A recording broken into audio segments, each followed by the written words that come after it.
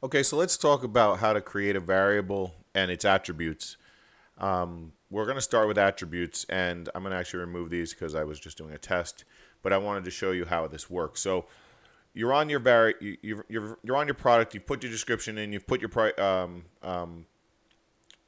images in. Everything is ready to go, and you just want to get your product data. So you select your variable product. Okay, general is taxable. Inventory, you can put a SKU. Um, Everything else is going to stay default. Shipping, again, you don't need a weight because it's a variable product, and the variables are going to dictate the weight.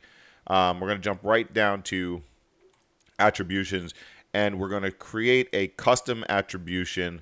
In this case, let's say we want to do flavors. Now, if you want to do sizes, you could just select the sizes. The sizes are already preloaded for you. I'll show you that in just a minute. But let's make a new attribute. All right.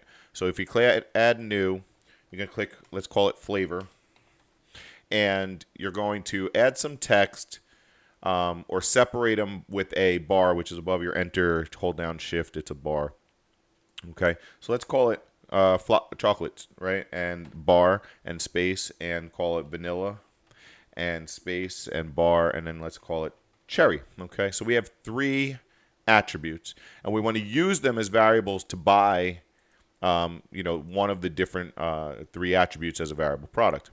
And we're going to save that particular one. Now, we could do, let's say there's, I don't know, 10 ounces of chocolate versus 20 ounces of chocolate, or 10 ounces of vanilla or 20 ounces of vanilla. But let's just go with flavors for the moment. So we've clicked save, and now we're going to come down here to variations, and we're going to create different variations for the different flavors. So we can add a variation, and now we've got any flavor. We'll call it chocolate. Now, when you do that, you need to add its individual pieces. So let's put a SKU, chocolate, and it's enabled. The price, $12.99. If it was on sale, we might put today it's $11.99, and this will cross itself out and put it on the screen. I'll show you that in just a minute. It is in stock, and the weight, let's say, is a half a pound. This is the shipping weight, not the quantity weight. Just remember that. If you have size or dimensions of the packages, you can add that. Everything else remains the same. Good. We can minimize this and add another variation. Click go. And we're going to get identifiers for each new variation. So now we got vanilla. Add the new. We've got the SKU. We're going to call this vanilla. It is enabled. The price, let's say, is $12.99. It's in stock. The weight is, again, the only other required field. Okay, and we can minimize the vanilla, and we can add another variation. We can call it cherry. Open it up, add a SKU, cherry, enable it, put your price, $12.99. This one's not on sale. It is in stock, and it is available. Actually, let's make this one out of stock. Okay. And so now, if we were done with that, again, we could put a category. If we were done with that, we would just publish it. But here we're going to hit save and review the actual variations, okay? And as soon as that's done spinning, good, we can preview it. And now you can see, of course I'm 18, now you can see there are variations. So the price ranges from $11.99 to $12.99. If you buy chocolate, you've got $11.99, original price $12. If you got vanilla, you're automatically paying $12. If you are buying cherry, it's out of stock. Disabled, everything is good. So this works perfectly. Again, we didn't do the image in this example, but you can put your image, you put your description, you put your short description. It would show up just above here. This is a new product, so it doesn't have any reviews. That's okay. And then as always, we have our recommended stuff. That's just always on screen. That's it for variables. There's nothing else you need to know. Well, let's take that a step further.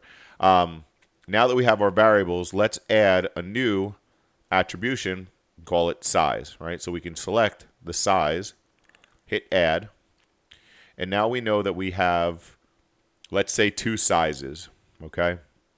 One is, let's say, a 4-ounce, and the other we can add a new, which is an 8-ounce.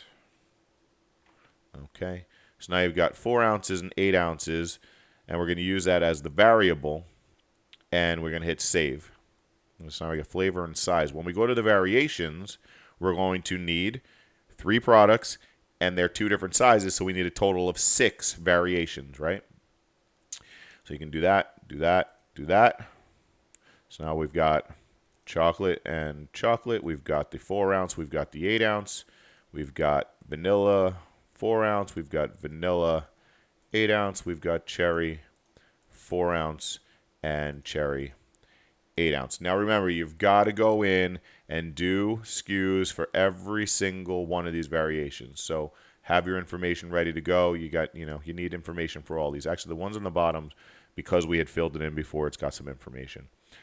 There is one more way to do this, which is you can create variations from all the attributes. Okay, so if I delete all variations and click go, these are going to all disappear. I'll just show you what it does. All right, so they're all gone. So now I'm going to create variations from all attributes. Click go, click OK, and now you're going to see there are 6 variants, and it's done our job for us, but you still have to go in and put all of the information associated with each one of them. And that's it for variations and attributions on variable products.